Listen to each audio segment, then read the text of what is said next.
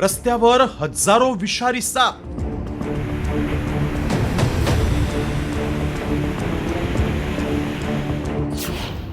पुराच्या पाण्यात सापांचा सुळसुळाट.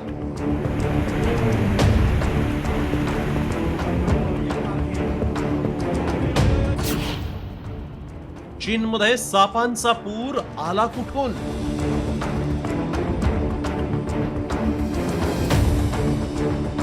पूर आला की माणसं जीव वाचवण्यासाठी पळतात. पण कल्पना करा, त्याच पुराच्या पाण्यात जर तुमच्या दिशेनं हजारो विषारी साप पोहत येत असतील तर विचार करूनच अंगावर शहारा आला ना.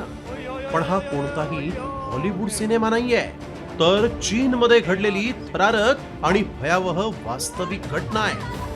चीनमध्ये मायसाक हे वादळ आलं आणि त्यामुळे पूर परिस्थिती निर्माण होऊन ग्वांगशी प्रांतात रस्त्यावर हजारो सापांचा चक्क पूर आला. मात्र हे सगळे साप पुराच्या पाण्यात नेमके कुठून आले? पहा.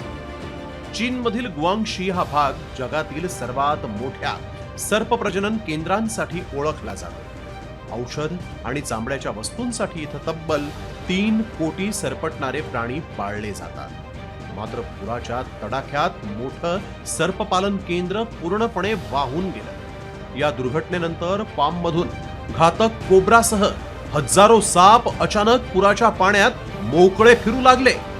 पुराच्या गढूळ पाण्यातून हे हजारो साप रहिवासी भागाकडे वेगानं पोहोच जात आहेत.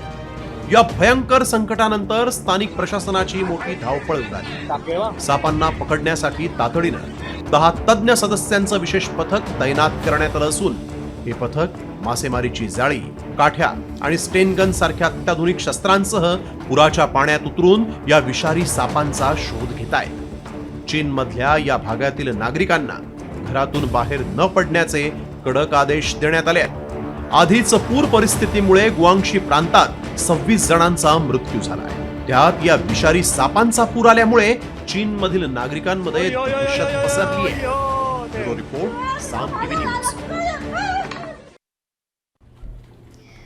मी नेहमी फक्त साम टीव्हीच पाहते, कारण त्यांच्या बातम्या मला रिलेट करतात.